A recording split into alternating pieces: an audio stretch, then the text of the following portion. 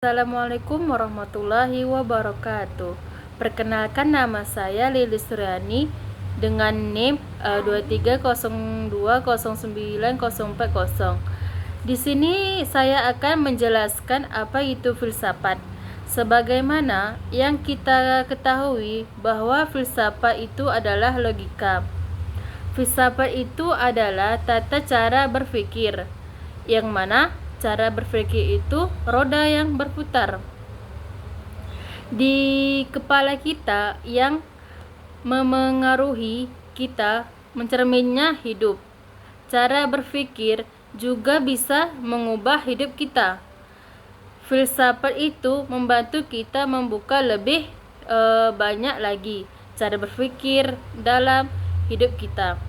Dan filsafat itu timbul dari berbagai pertanyaan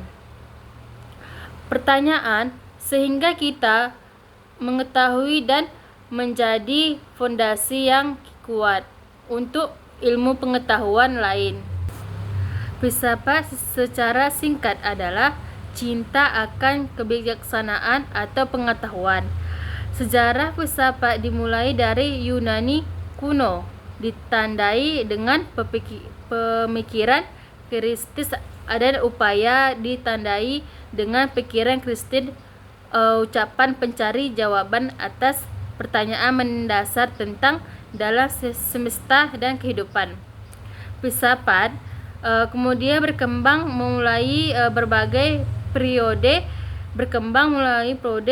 seperti Yunani kuno, adab perintangan modern, dan adab ke-19 dan ke-20. Masing-masing dengan karakteristik dan tokoh pentingnya. Sejarah singkat filsafat yang pertama, Yunani kuno. Filsafat pertama kali muncul di Yunani kuno sekitar abad ke-6 SM. Para filsuf seperti Thales,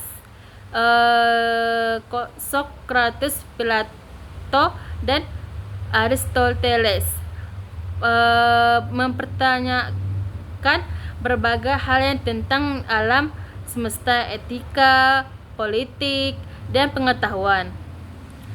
Yang kedua, penyebaran filsafat.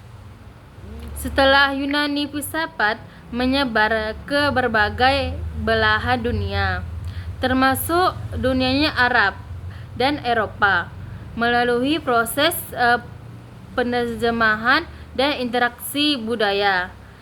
Yang ke perkembangan filsafat ia terus berkembang seiring waktu dengan munculnya berbagai aliran dan pemikiran baru. Beberapa periode penting dalam sejarah filsafat meliputi manfaat ilmu filsafat dalam kehidupan. Setelah mengetahui apa itu filsafat adalah dan pengertian dari ahli salah satu jenis ilmu pengetahuan ini bisa mendatangkan beberapa manfaat ketika mempelajari ilmu.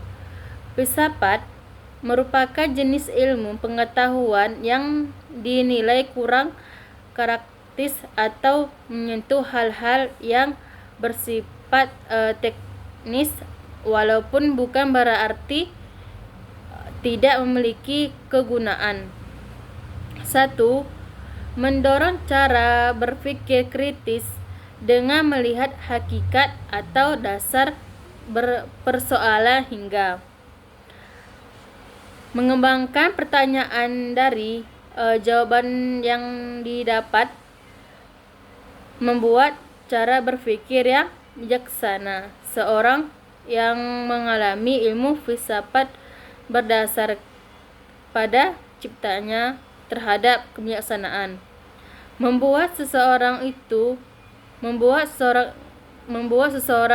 untuk berpikir dan merenung, bertingkah atau bertindak sesuai dengan keyakinan yang dianut.